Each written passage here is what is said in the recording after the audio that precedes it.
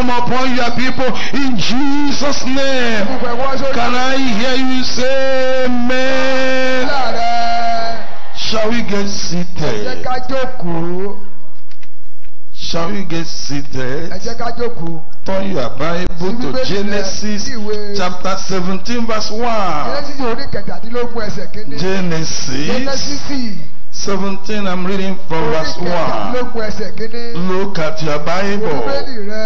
17 and verse 1. And when Abraham was 90 years old and 9, the Lord appeared to Abraham and said unto him, I am the Almighty God. Walk before me and be thou perfect. In Psalm 93. Psalm 93, I read verse 4. The Lord on high is mightier than the noise of many waters, yea, than the mighty waves of the sea. In Jeremiah chapter 32 verse 27, Jeremiah 32 and verse 27, behold, I am the Lord, the God of all flesh. Is there anything too hard for me? In Mark chapter 1 verse 7, Mark chapter 1, reading verse 7, and preach saying, there cometh one mightier than I after me, the latchet of whose shoes I'm not worthy to stoop down and unloose. Revelation 22 verse 12. Revelation chapter 22. Look at your Bible. I read from verse 12. And behold, I come quickly, and my reward is with me, to give every man according as his work shall be. I am Alpha and Omega, the beginning and the end, the first and the last. From these chapters and verses, I'm bringing to you the theme. There cometh one mightier than all. There cometh one mightier than all. We are looking at you from a message yesterday. We saw the proof that Jesus Christ is the one mightier than all, and by the grace of God He has proved it in the life of many people by what He did yesterday and what He did today. And I'm assuring you, He will finish the work by revealing the purpose of His coming and fulfilling the life of everyone. So, be rest assured that all those age-long problems will never follow you out of this place. They must be removed today in Jesus' name. In Isaiah chapter 43, Isaiah chapter 43, reading from verse 10. Ye are my witnesses, says the Lord, and my servant whom I have chosen, that you may know and believe me, and understand I am He. Before me there was no God formed, neither shall I be after me. Even I am the Lord, and beside me there is no Savior. I have declared, I have said, I have showed, when there was no strange God among you. Therefore ye are my witnesses, says the Lord, that I am God. Yea, before the day was, I am He, and there is no one that can deliver out of my hand. I will walk, and who shall let Him? Who shall hinder Him? Who shall revise His work? He will walk your life. He will walk your family. He will walk your career. Whatever you are passing through, the Lord will walk in that situation, and nothing can hinder Him. Today He will finish the work. If you look at the book of Romans chapter 9, The work he started yesterday, he will finish it today. Chapter 9 verse 28. Verse 28. For he will finish the work and cut it short in righteousness, because a short work will the Lord make upon the earth. I want to announce to you, the Lord will finish the work. He see you. The work he started, he will finish it. No man can hinder him. No devil, no witches or wizards, no principalities or powers. I'm assuring you, the Lord will perfect the work. He will finish the work. He will deliver you. He will set you totally free. He will bless you. He will give you victory. If you believe it, say amen. And so he will finish the work. For better understanding, we shall consider the flames of headings. 1. The purpose of his coming. 2. The fulfillment of his coming. And the benefit. Let's go to point number 1. The purpose of his coming. The Lord has come to demonstrate that he is mightier than all. He has come to do what no man can do. I didn't hear you very well. Let me have amen to that. Listen to me. All these people that were deaf and dumb and speaking, and those who are seeing and walking, no man could be able to do that. The Lord has come to do what no man can do, because he's the one mightier than all. He see you today. Today marks the end of your suffering, your affliction, your trouble. In fact, listen to me. Every statement that shall come out of my mouth, whether I am laughing, whether I am serious, the Lord will bring it up as your life. Can I hear you say amen? He has come. He has come to do all things. I want to show you the Bible. In the book of Genesis 17 verse 1 again, he said, I am the Almighty God. Walk before me and be thou perfect. If you look at your Bible, in Matthew chapter 19 verse 26, Matthew 19, reading verse 26, and I read, but Jesus in verse 26, chapter 19 of Matthew verse 26, but Jesus beheld them and said unto them, with men this is impossible, but with God, all things are possible. All things are possible. I want to let you know, every impossibility in your life shall be made possible today. He has come to prove that he's mighty to save. I want to let you know, Jesus our Savior is mighty to save. If you look at Isaiah chapter 63 verse 1, Isaiah 63 verse 1, I read stanza B. I that speak in righteousness, mighty to do what? Mighty to save. Today he will save you. I want you to understand, he is mighty to provide, because he's omnipotent God, because the earth is of the Lord and the fullness thereof. He will provide all things for you. He has come for that purpose. You look at Psalm 24 verse 1. 24 verse 1. The earth is the Lord's and the fullness thereof, the world and then that dwell therein. I want to let you know, God is the owner of all things. He is mighty to provide. If you look at Genesis 22, Genesis, I read chapter 22 and verse 14. Look at your Bible. 22 verse 14. Genesis. And Abraham call the name of that place Jehovah Jireh, as it is said to this day, in the mouth of the Lord it shall be seen. His name is what? Jehovah Jireh, the great provider. Look at verse 20, chapter 24 verse 1.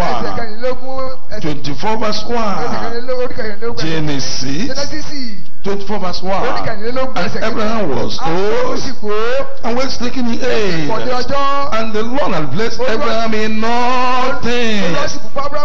He see you today. The Lord will bless you in every area of your life in Jesus' name. He has come for that purpose. He is mighty to heal, mighty to empower. If you look at the book of Psalm 62 verse 11, the Bible says, Psalm 62, reading verse 11, God has spoken words.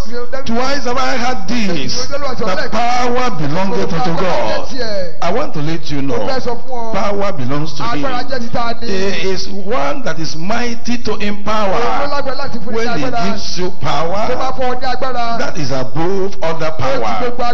And when He empowers you, you will be full of power. If you look at Luke chapter 10, I read from verse 19. Luke chapter 10 verse 19. He has come to empower you. You are going home with power. Power to tread upon serpents and scorpions and upon the power of the enemies, and notice our enemies hurt you. Look at verse 19. Behold, I give unto you. I didn't hear you. Behold, I give unto you power to tread on serpents and scorpions and all the power. And nothing about any means of you. You see, you are going home with power. I want to let you know, He is mighty to kill. He is mighty to protect. He will protect you from today. Protection will be your portion, and no weapon formed against you shall prosper. I say that today the Lord will protect you. Psalm 121. I read from verse 1. Look at your Bible. I will lift up my eyes unto the hills, from whence cometh my help. My help cometh from the Lord, which made heaven and earth. He will not suffer thy feet to be moved. He that keepeth thee will not slumber. Behold, he that keepeth Israel shall neither slumber nor sleep. The Lord is thy keeper. The Lord is thy shade upon thy right hand. The sun shall not smite thee by day, nor the moon by night. The Lord shall preserve thee from all evil. He shall preserve thy soul. He shall preserve thy going out and coming in, from this time forth and even forevermore. He see you. The Lord will protect you from all evil. If you believe it, say amen. No weapon formed against you shall prosper. He see you. He has come to bless you. Don't forget, my brothers and sisters who are here, but my God shall supply all your needs. How many? How many? He see you. You are going with all your needs. Spiritually, physically, materially, financially, academically, the Lord will bless you. In Psalm 24 verse 1 verse 8, He has come to fight for you. Look at verse 8. Who is this King of glory? The Lord, strong and mighty. The Lord mighty in battle. He see you. The Lord will fight for you. He will defeat your enemy. He will defeat your defeat. Anything working against you, the Lord will work against them.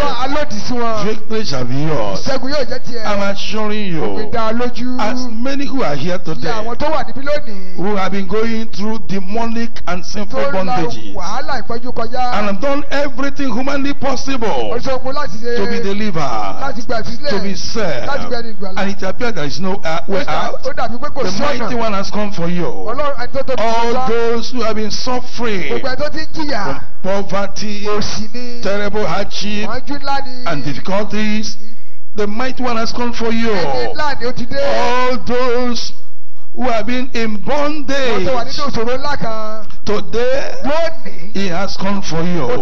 That yoke of bondage must be broken.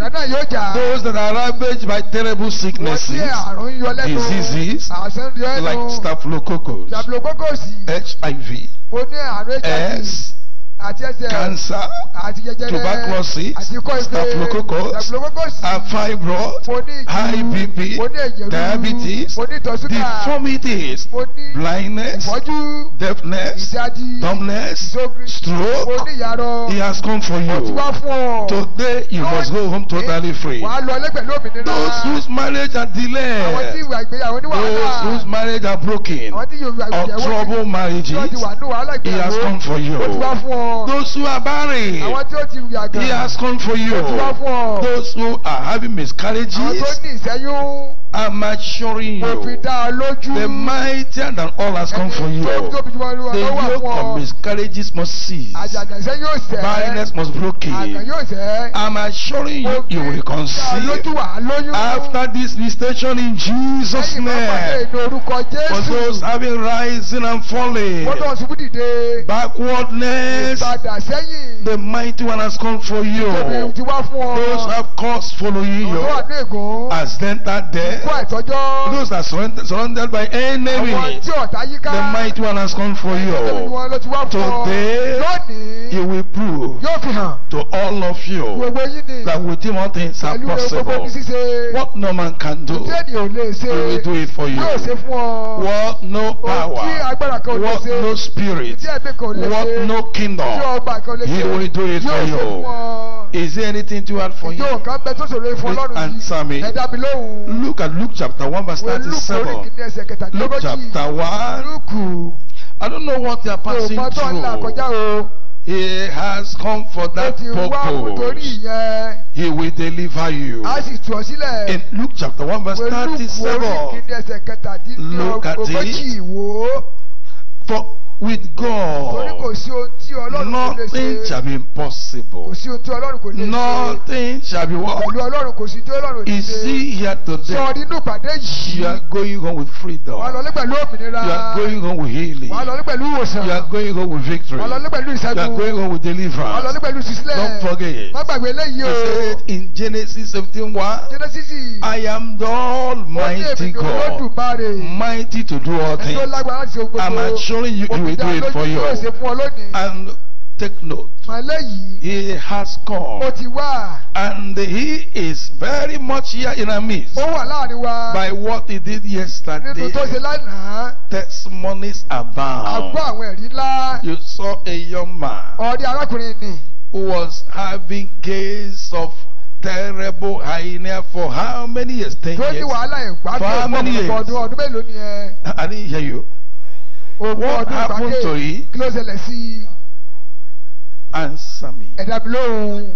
Now, let me find out from you. That young man, has he been attending churches? Have you been attending crusades? That young man has been going for healing or deliverance, but to prove to you that the mightier than all is very much around. As he touches that young man yesterday, what happened? That problem disappeared. He see you. Your problem shall disappear. Because he's here. Your barrenness shall disappear. Poverty shall disappear. The cause following you shall disappear. The demon and all the enemy attacking you, they shall disappear. I don't know what problem you brought here today. That God that did it for them, he will do it for you. Can I hear you say amen? Yesterday, 32 years there, phantom, he rode it away. 20-something years of no working, he rode it away. He see you today. He will do it for you. Today you are very high. You saw blindness 20 years, he rode away. There, phantom, 20 years, 22 years. All that he rode away. He see you. The Lord will do it for you. If you believe it, say amen. Are you asking where is he? He is here. He is here. If you look at Isaiah chapter 61 and read from verse 1. Isaiah 61 verse 1. Look at your Bible. And the Spirit of the Lord God is upon me. Sisters and brothers, Spirit of God is upon me. Look at that place very well. Because the Lord had anointed me to preach good tidings unto the meek. He has sent me to bind up the brokenhearted, to proclaim liberty to the captives, and the open of the prison to them that are bound. As I proclaim today, you will prove that Spirit of God is upon me. Of course, all these people that testify, I never touch any of them. I never come near any of them. But because His Spirit is upon me, as I proclaim freedom, they were free. As my Father did at the very beginning. Let there be light, and there was light. As I say at the end of this message, let there be freedom. Freedom will follow you. Let there be miracle will follow you. Let that blessing will follow you. You are going home totally free in Jesus' name. Are you getting ready? In the book of John chapter 10 verse 10b. John 10 and verse 10b. And I read John chapter 10 verse 10b. And I read, and I am come. Look at it. I am come that they might have life, and that they might have it more abundantly. He see you today. Abundance of life that follow you. He see you today. Freedom will follow you. He see you today. Whatever is your expectation in this program, nothing can hinder him. He said, I will walk, and who shall let it? Therefore, the mightier than all is here. He has come to do what no one can do. And I want you to understand, whatever problem you brought here, He has come for that purpose. That problem will be terminated in your life in Jesus' name. That takes me to point number 2. The fulfillment of His coming and benefit. Jesus fulfilled the purpose of His coming at the cross of Calvary, where He suffered, died, and was buried. And on the 3rd day, He resurrected for us. That is why He fulfilled the purpose. Before His death, He gave His apostle power and confirmed that He has finished the work. In the book of John chapter 19 verse 30, John 19 and verse 30, look at your Bible. And I read, when Jesus therefore had received the vinegar, He said, it is finished. And He bowed His head and gave up the ghost. At the cross of Calvary, He finished the work. Can I hear you say amen? What the Lord has finished in your life, it must never remain anymore. Are you hearing me? And whatever the Lord has obtained for you at the cross of Calvary, you will claim it today, because it belongs to you. Are you hearing me? And so as a believer, Even if you are not, today He will demonstrate in your life that He is the one mightier than all, and will crush all your problems and bring blessings of God upon your life in Jesus' name. In Romans chapter 9 verse 28, He will finish the war. Sister, He will finish the war. My brother that is here, the work is started in your life. He will finish it.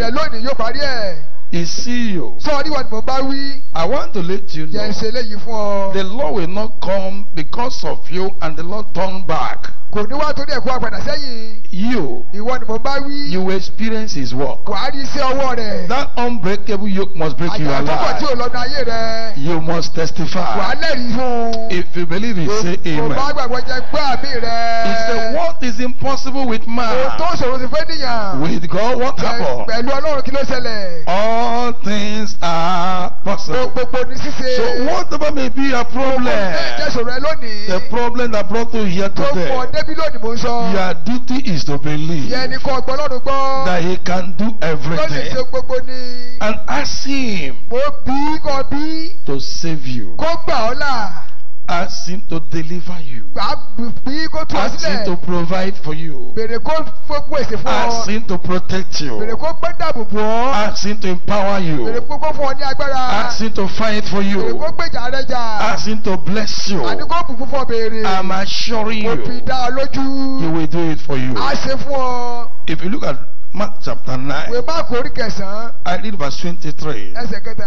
Mark chapter 9. Look at your Bible. I don't know the problem you brought here. It must go. I say what? Look at verse 23. Jesus said unto him, if thou canst believe, all things are possible to him that believeth. Will you believe that God is able to save you? Will you believe that God is able to heal you? Will you believe that God is able to make you to conceive? To give you employment? To give you, to give you promotion? Do you believe that God is able to deliver you? Do you believe that God is able to make you to be rich? To provide for you, to bless you? I'm assuring you, if you believe today, you are going home with miracle. I say you are going home with miracle. That's going home with miracle. Can I hear you say amen to that? I don't know what you are passing through. What is impossible with man, with God all things are possible. Listen to me. In John chapter 10 verse 10, He said the thief cometh not, but for to kill, to steal, and to destroy. But I am come, and then I have life, I have it more abundantly. He see you today. Whatever the thief have done in your life, in your marriage, your family, Jesus will destroy you today. And He will bless you in Jesus' name. In 1 John chapter 3 verse 8. 1 John chapter 3. I read from verse 8. Look at your Bible. The Bible says in 1 John chapter 3 verse 8. I look at stanza B. For this purpose the Son of God was manifested, that He might destroy the works of the devil. How many works? How many? How many works will He destroy? The works of the devil. He see you. Whatever the devil, the thief may have done, sickness, affliction, and barrenness, and trouble in your life, they shall be destroyed. Problem you brought here today, they shall be destroyed. None of them shall survive this crusade in Jesus' name. What you are going to do today, in Matthew chapter 7 verse 7, it says, ask, it shall be given unto you.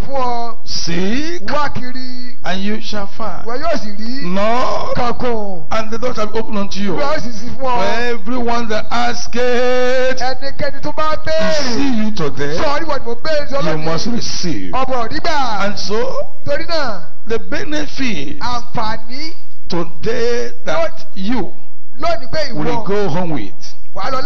Take notes.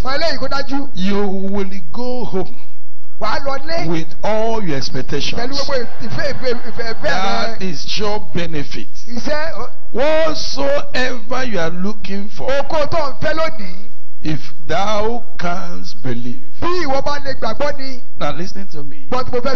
Even if you don't believe, because I believe, because my faith is greater than your doubt. Even if you don't believe, because I believe, you must be free. Can I hear you say amen? I said because I believe, today the yoke will break your life. I don't know the problem you brought here. Look at it for the last time. So, take note. Blessings of God in every area. In every area shall be your benefit in this program. Salvation, restoration, baptism of the Holy Spirit, fruit of the Spirit, gift of the Spirit, deliverance, and freedom, and victory, and healing, and all the favor you have been looking for. Everything I lost in time past will come back to you in Jesus' name. I don't know what you are looking for. Look at Matthew chapter 12 verse 15. Chapter 12. I read verse 15. Matthew chapter 12 verse 15. But when Jesus knew it, he withdrew himself from them, and great multitude followed him, and he healed them. Please complete it. He healed them all. My prayer is that none of you shall limit the power of God. You don't hear me? That you will not limit the power of God. As Jesus healed them all, he will not get to you and stop. Today you will be among the all. He healed them all. He see you today. Everybody here, all the temporary requests, everything which are present here, you are going home with freedom. You are going home with a miracle. Everything shall be done for you in Jesus' name. As he healed them all, he will heal you. I say he will heal you. Do you believe it? He will heal your soul. He will heal your body. He will heal your family. He will heal your marriage. He will heal your business. He will heal your work. He will heal your future. He will heal everyone. You are going home with freedom. Look at the Bible. In John chapter 8 verse 36. John chapter 8 verse 36. If the Son therefore shall make you free, if the Son therefore shall make you free, you shall be free indeed. Total freedom. Everybody here, you are going home with total freedom. For God has no record of abandoned projects. If the Son therefore shall make you free, what happens to you? Please speak out. Are you sure? If you say it, if you have ever opened that mouth and said, if the Son shall make you free, you shall be free indeed. Now I stand here and I confirm it. You shall be free indeed. everybody here total freedom. And in fact, I will hear your testimony. In Philippians chapter 4 verse 19. Look at your Bible. Philippians chapter 4 verse 19. But my God shall supply all your needs according to his riches in glory by Christ Jesus. How many? How many? From A to Z minus nothing. He see you today. Whatsoever you have been looking for, expecting and asking, the Lord has supplied them. Whatever you are lacking, the Lord will supply them. And there shall be full restoration of his glory in your life in Jesus' name. Are you getting ready now? From A to Z, the Lord will supply. Don't forget what you are going to do. In the days of Jacob of old, when he was in difficulty, when he was returning back to meet his brother, and a lot of uncertainty was on his way, and he met an angel of God, because he was praying through the night, and the angel said, "Let me go the daybreaker." And Jacob said, "I will not let you go unless you bless me." If you are determined like Jacob today, the Bible says God bless him there and change his name from a man to a nation. If you are so determined like Jacob today, I'm assuring you God will bless you here, because God is here, his angel is here, because Holy Ghost is here, Jesus is here. If you are here today, you made up your mind, I will not let you go unless you bless me. The God that made the blind to see, the God that made the lame to walk, the God that took away hernia, the God that made the possible become possible, he will meet all your needs. You will never go away the same in Jesus' name. I will not let you go. That should be your prayer. That this problem will never follow me out. I will never leave the mightier than all.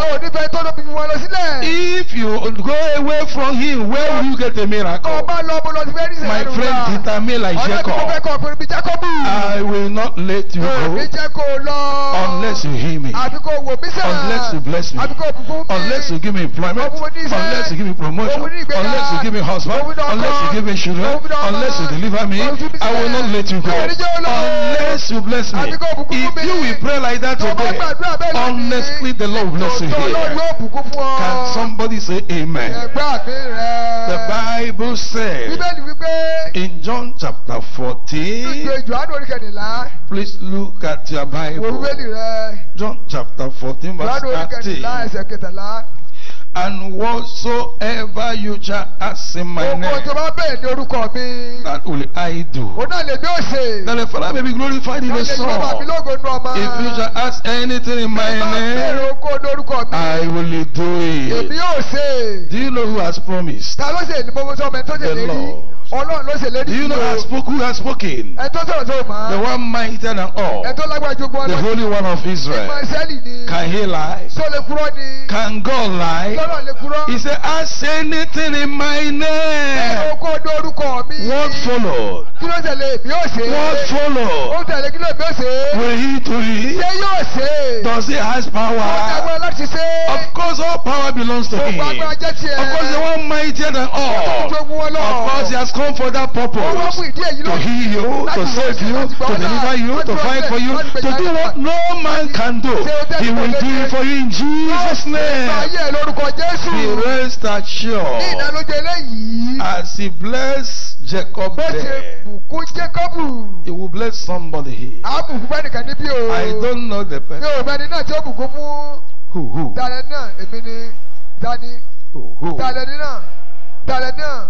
I want to be sure who.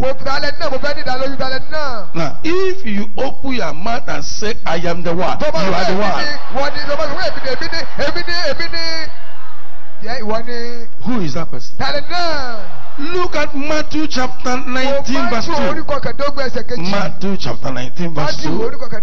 Look at your Bible. And great multitude followed him. How many people? Great multitude followed him. What followed? And he healed them. Look at it very well. Look at it very well. And he healed them. Look at your Bible. Please look at your Bible. Verse 2. Verse 2. And great multitude followed him, and he healed them. I didn't hear you. Yeah, are you reading that place? And great multitude followed him, and he healed them there. This is a place of healing. Because in Mount Zion, the presence of God, there shall be deliverance. Is he here today? He shall be healed. He shall be delivered. He shall be saved. He shall be blessed. As he healed them there, this is a place of encounter. This is where Jacob met him. And here today, as you hold him, he will loose you. He will deliver you. He will heal you. He will bless you. He will visit you. He will make a way there's no way for you. In Jesus' name. Everything taken from you, consciously, unconsciously, everything collected from you in the dream, all of you that collect your car, your handset, collect money from you in the dream, they shall be restored back to you. All of you that strip naked, in the dream you saw yourself naked, and the enemy wants you to become completely nothing. Today the Lord will restore the glory. You shall be clothed with the glory of God again in Jesus' name. Is he today the mightier than all is here? And that marks the end of your problem. I will walk. Who shall let it? Devil, answer me. Demon, human agent of the devil, witches and wizards, occult men and women, none of them will stand before him. Now listen to me now. The Lord said, who will set thorns and barriers before me? He said, I will walk through them and burn them with fire. Is he today any man, any woman who will stand in the word of God from blessing you? The Lord will grant them like powder.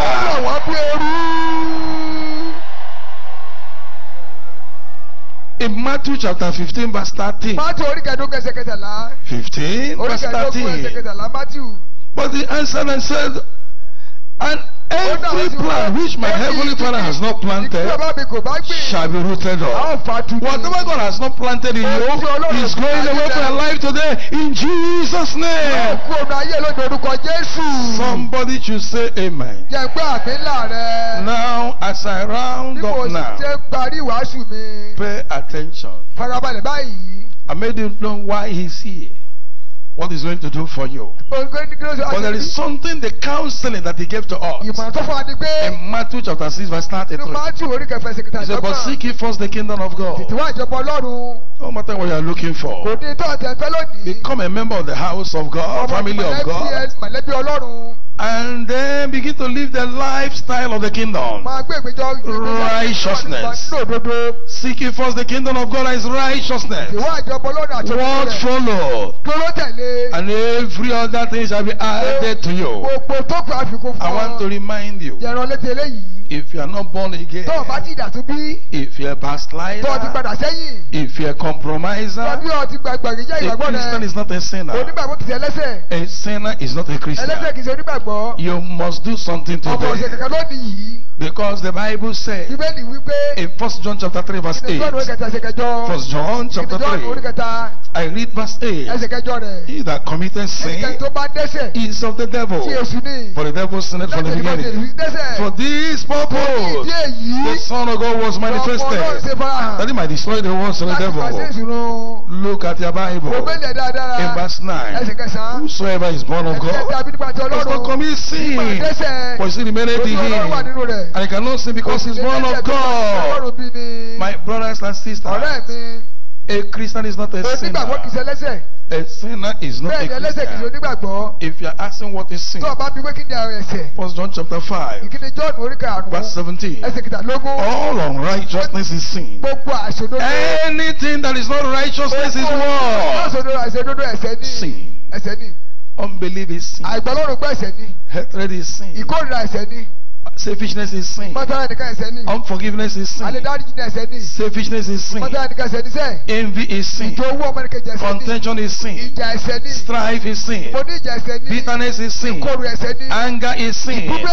Pride is sin. Keeping malice, bearing grudge, lusting after evil things, unclean thoughts, is a terrible sin. Search your life. Repent of your sins. I don't know the evil you are into. All unrighteousness is sin. Cursing people, swearing with heaven and earth, worshiping idol, making idol. All these are terrible sins. Backbiting is sin. I want to let you know, blasphemy is a terrible sin. Confess them today and promise God no. All unrighteousness is sin. I want to remind you, going to native doctor is sin, and being a native doctor is sin. Are you among them? Repent today. Gather their property among them. Search your life. Belonging to occultism, whether secret cult or open cult, marine cult or witchcraft cult, any kind of cult, is a terrible sin. Repent and renounce them. Gather their property among them. Whether campus cult, any kind of cult, gather their property, burn them, and mend their ways. I want to remind you, stealing is sin. I'm robbery is sin. I'm breaking home of people. One child, fraud, duping people, black people, white people, government. Duping is sin. And if you're involved into these things, repent, promise God no more. Don't ever say, I'm doing it to give church money. Any money you have stolen or defrauded, we don't need it. Don't give us your offering. Don't give us such stolen money. Don't give us those money as defrauded. Repent and do restitution. And mend your ways. Don't righteous shall not inherit the kingdom of God. I don't know the evil you are into. All these people that are involved into masturbation, fornication, adultery, these are terrible sins. Homosexual, lesbianism, prostitution, visiting the prostitute, private prostitution, public prostitution. Repent, renounce it, promise God no more. All those people were into kidnapping, into ritual killing, those who are murderers, those who are terrorists. These are wickedness. Repent and renounce the evil. If you have made money from this source, don't give us your money. Amend your ways.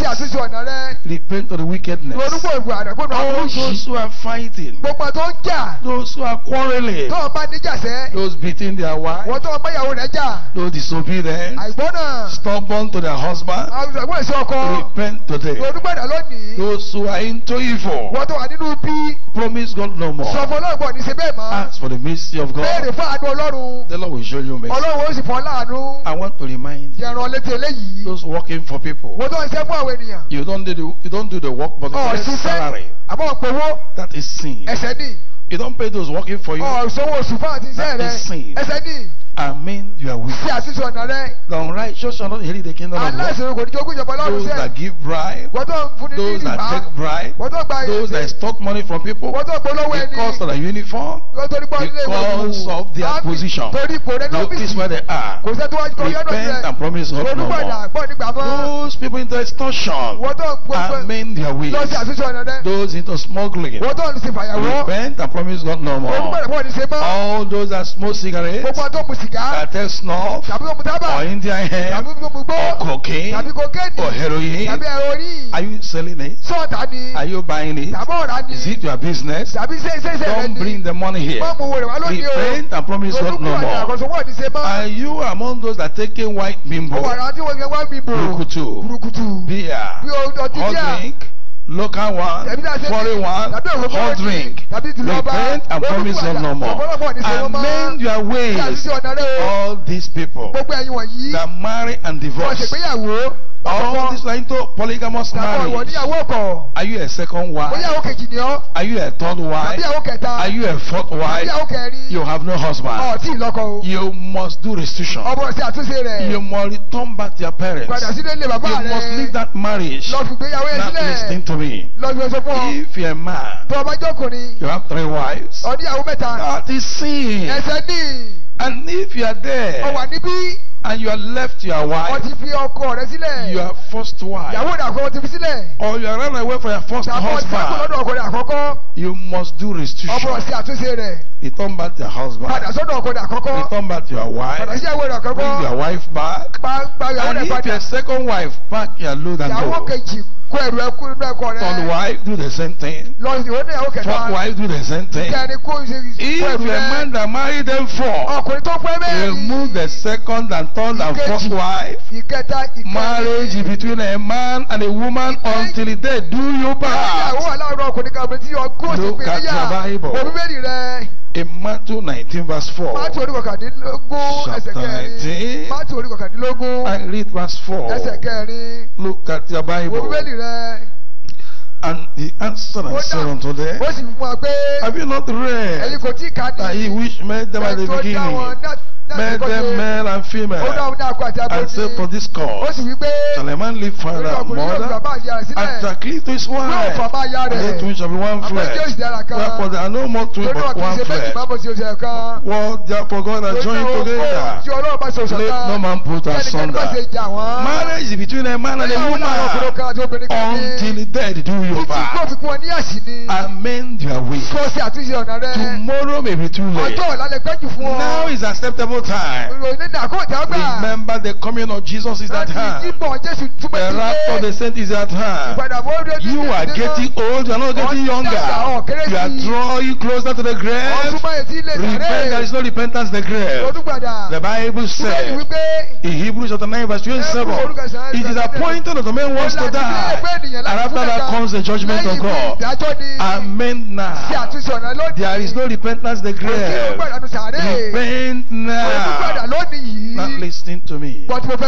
All these women that paint their hands and paint their legs, paint their mouth and paint their eyes, all these women that put extra finger, extra eye, extra nose, attachment, weave on, farming, all these women that make up their body with their rings and jewelry and mend their wigs. All these women that expose their body, that dress to kill, that dress to seduce.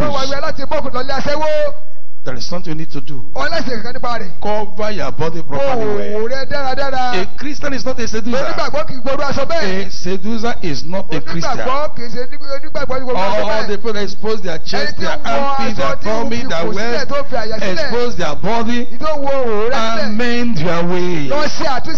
Repent and ask for the mercy of God. The Lord will show you mercy. All these young men that do Jericho, rob scattered hair and played her like a woman. That is abomination. All these men and women that bleach their body, that is sin. Amend their ways. The Bible says in Jeremiah chapter 4 verse 10, when they are spoiled, what shall they do? Though they go after painting, after ornaments. My friend, listen to me. All the makeup is a mark of those that are spoiled. If you keep on doing that, it's a sign that you are spoiled. Amend your ways. The unrighteous shall not inherit the kingdom of God. Look at 1 Corinthians chapter 6 verse 9. 1 Corinthians chapter 6 verse 9. Know ye not that the unrighteous shall not inherit the kingdom of God? Be not deceived, neither fornicators, nor idolaters, nor adulterers, nor effeminate, nor abusers that is of mankind, nor thieves, nor covetous, nor drunkards, nor revilers, nor extortioners shall inherit the kingdom of God. All the people living this kind of life, the Bible says they shall not enter heaven. I pray that I shall never be a portion. As I round up now, search your life, repent, amend your ways. All the women wearing blouses, all the men wearing skirt and blouse, that is sin. The Bible says so. It is abomination for a woman to dress like a man, for a man to dress like a woman. Deuteronomy 22 verse 5. The woman shall not wear that which contains a man. Neither shall a man put on woman's garment, for all that do so are abomination of the Lord thy God. All that are dressing like that, they are abomination. And abominable people can never enter heaven. Revelation 21 verse 8. Look at your Bible. Verse 8. But the fearful and unbelieving and abominable and murderers and whoremongers and sorcerers and idolaters and all liars shall have their part in the lake which burn with fire and brimstone, which is the second death. People that are dressed like that, abominable people, cannot enter heaven. Heaven is a holy place. Heaven is a prepared place. Heaven is for prepared people. Amend your ways, so that you will not go to hell. As around the remember why I mentioned these things in details is because the Bible says in Proverbs chapter 28 verse 13, he that covereth his sin shall not prosper, but whoso that confess them and forsake them shall have mercy. If you don't know your sin, you can't confess them. That is why we mention them to bring conviction, to make you to know what is sin. Don't forget, it is never the will of God that any of you should go to hellfire. That's why we mention this, so you can confess them and repent, so that you enter heaven at the end of your life. God loves you. That's why he brought us here. That is why he's here to save you. Remember, he has made a provision for the sins that are past. When he said in Exodus chapter 12 verse 13, when I see the blood, I will pass over you. Remember, the blood in Exodus chapter 12 verse 13 is the blood of animal without blemish, lamb without blemish. And God said, when I see that blood, I will pass over you. Now, listen. Listen to me. But mo fẹ́ sọ. That blood ẹ̀jẹ̀ yìí. of animal, blood of lamb. Ṣíṣe ti ẹranko tí a sọ yìí. Is a symbolic figure of the blood of Jesus Christ. Àpẹẹrẹ ẹ̀jẹ̀ Jésù tó pọ̀ ní. Which is to be shared in the New Testament. Ìdájọ́ sílẹ̀ nínú ìgbàjẹ̀kú tuntun. Because the blood of animal cannot wash away sin. Ẹ̀jẹ̀ ẹranko kò lè mú ẹ̀ṣẹ̀ kúrò. God used that as a symbol Ọlọ́run lò gẹ́gẹ́ bí àpẹẹrẹ for the blood of Jesus in the New Testament. Jésù ti pọ̀ that will wash away our sins. Ìtọ́ mú ẹ̀ṣẹ̀ wa kúrò. For the Bible says without the shedding of blood, there shall be no remission of sin. I want to show you something. In John chapter 1 verse 29. John chapter 1 verse 29. And I read, the next day John said Jesus coming unto him, and said, behold the Lamb of God, which taketh away the sin of the world. Who is that Lamb? Jesus Christ. Not animal. Jesus Christ. That's why I say, behold the Lamb of God. When he saw Jesus, behold the Lamb of God that taketh away the sin of the world. No wonder the Bible says in John chapter 3 verse 16, oh God so loved the world that he gave his only begotten Son, that whosoever believeth in him shall not perish but have everlasting life. And in John chapter 19 verse 30, when Jesus shed the blood, he said, it is finished. The end of all sacrifice for sin. And in John chapter 14 verse 6, Jesus said, I am the way, the truth, the life. No man cometh to the Father but by me. Jesus is the only way.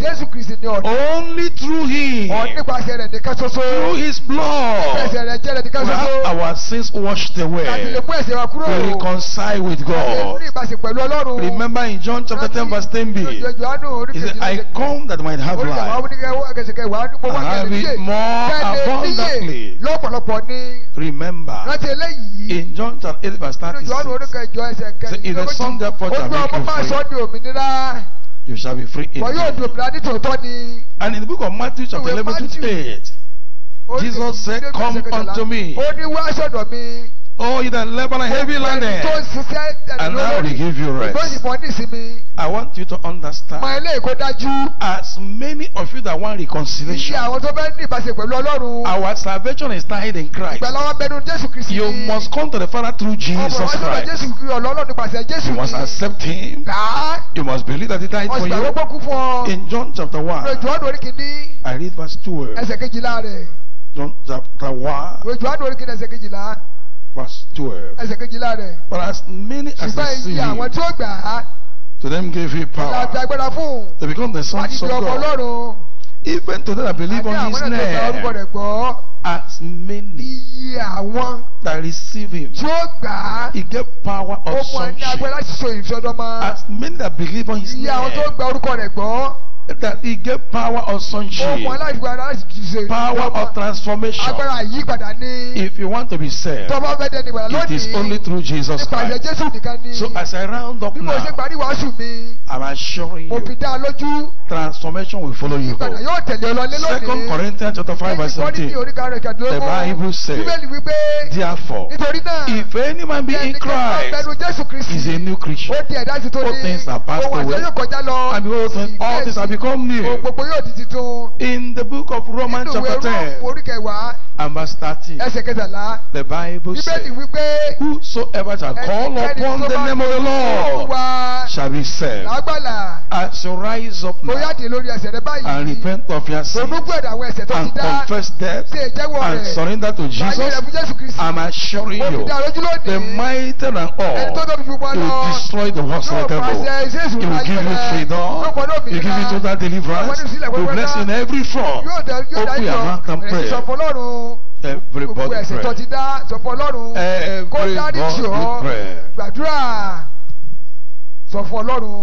Repent of your sins. Renounce them. Promise God no. Ask for the mercy of God. Pray with all your heart. Lord, show me mercy. Lord, show me mercy. I am very sorry for all my sins. Forgive me, O Lord. I confess Mo ṣe ìjẹ́wọ́ ẹ̀ṣẹ̀ mi. every unrighteous thought Gbogbo or àìṣòdodo mi. every disposition, Gbogbo ìṣẹ̀ṣẹ̀ tí mo dá. unrighteousness. Àìṣòdodo mi. I'm sorry, O Lord. Dáríjì mi Olúwa. No more anger. Mi ò ní bínú mọ́. No more hatred. Mi ò ní ṣe ìṣẹ̀gbọ́n. No more envy. Mi ò ní ṣe ìjòwú mọ́. No more stealing. Mi ò ní jalè mọ́. No more lying. Mi ò ní parọ́ mọ́ Olúwa. No more bribery. Mi ò ní gbèsè No gbàgbọ́. more corruption. Mi ò ní ṣe. No more Mi ò ní wickedness. ṣàbúrú mọ́. Show me mercy. Ṣàánú fún mi Olúwa. Forgive me. Dáríjì I'm mi. sorry, O Lord. Olúwa dáríjì mi. No more cheating. Mi ò ní rẹ́ni jẹ́ mọ́. No more pride. Mi ò ní gbéraga mọ́. No more adultery. Mi ò ní ṣàgbèrè mọ́. No more fornication. Mi ò ní gbẹ́yẹ́gẹ́ mọ́. No more abortion. Mi ò ní pẹ́ sẹ́yìn No mọ́. more masturbation. Mi ò ní ṣe I'm fúnra dára sorry, mọ́. O Lord. Olúwa dáríjì mi. No more fighting. Mi ò ní jà No mọ́. more Mi ò ní disobedience. ṣe ìgbọràn mọ́. No more hatred. Mi ò ní bọ́dìrà mọ́. No more worshiping idol. Mi ò ní bọ́dìsà mọ́. Making idol. Mi ò ní bọ́dìsà mọ́. I repent. Mi ò ní ronú Show fún me àdá. mercy. Ṣàánú fún mi. Ó pè àmọ́ Gbàdúrà. àpapọ̀. Ṣàánú fún mi. Gbàdúrà sí Ọlọ́run. Yes. Everybody pray. Gbogbo wa gbàdúrà. Everybody. Gbogbo wa gbàdúrà. Confess all your Ṣé sins. gbogbo ìjẹ́wọ́ ẹ̀ṣẹ̀ rẹ? Reject them. Kọ̀ sílẹ̀. Promise God no Sọ more. fọlọ́run pọ̀ ní sẹ́mà. Surrender to Jesus. Fi ayé rẹ fún Jésù Kristi. Make your Lord your Ṣé personal ní Olúwa àti Savior. olùgbàlà rẹ? Everybody pray. Gbogbo wa gbàdúrà. I am sorry, Lord. I am sorry, Lord. Father, I am sorry, Lord. Oh, Lord, I am sorry, Lord. I'm sorry, Lord. Dáríjì mi o. Dáríjì mi o. Dáríjì mi o. Dáríjì mi o. I'm sorry, Lord. Dáríjì Sorry, mi o. Lord. Father, I am sorry, Lord. Jehovah, I am sorry, Lord. Oh, Lord, I am sorry. I'm sorry, Lord. Dáríjì mi o. Sorry, Lord. Dáríjì mi o. Jehovah, oh, Lord. One more time. Sorry, Lord. Jehovah. Oh, Lord. If you are there right Tó bá now, wà níbí báyìí, and you are truly sorry, ọtí ti ṣe ọtọrọ dáríjì yìí. and you want to give your life to Jesus Ó fẹ́ Christ, fàyè ẹ̀ fún Jésù. and you were not here yesterday, Ọ̀sìn níbí lánàá. and you have not done it before, Ọ̀dẹ̀ tí ìtọrọ dáríjì tẹ́lẹ̀. can you come in the front? I want to pray for Máa bọ̀ you aṣíwájú bá sọ̀ fẹ́ gbàdúrà fún ọ. quickly. Máa bọ̀ aṣíwájú wọn fẹ́ gbàdúrà fún All ọ. the people that did not do it Ìwọ before, tó ti fàyè ẹ̀ fún Jésù tẹ́lẹ̀. you want to do it Wọ́n fẹ́ ṣe today lónìí. so that you can be blessed, Kọ́ dédé alábùkún fún. so that I can make heaven at Wọ́n lè last. dé ọ̀run níkẹyìn. Come in the Máa bọ̀ front aṣíwájú. and pray for Bá you. sọ̀ fẹ́ gbàdúrà fún yín ni. I am praying for you. Bá sọ̀ fẹ́ gbàdúrà fún ọ. As you are coming out, Bọ́ọ̀ ṣe ń bọ̀ wá síwájú yìí. keep on singing this Máa song. kọrin yìí bọ̀. I was lost, and my Savior found me. I was lost, and my Savior found me. Oh, I was lost, and my Savior found me. He found me so very far. I'm very far. Ó sọnù olùgbàlà dáríjì. Oh, Ó sọnù olùgbàlà dáríjì. I was lost, and my Savior found me. He found me so very far. I'm very far. Ó sọnù olùgbàlà dáríjì. Ó Oh, sọnù olùgbàlà dáríjì. I was lost, my Savior found me. He found me so very. I'm very far. Ó sọnù olùgbàlà. Keep on coming, Máa keep bọ̀ on wá, máa bọ̀ coming wá, kó gbàdúrà fún ọ. with all your Pẹ̀lú heart. gbogbo ọkàn rẹ kọ́ lórí. Respond to this calling with all your Máa heart. bọ̀ pẹ̀lú gbogbo ọkàn rẹ. I'm very far, and my Savior found me. I was lost, and my Savior found me. Oh, I was lost, and Savior found me. He found me so very far. I'm very far. Oh, found me. Oh, I was lost, Savior found me. He found me so very. I'm very far. Oh,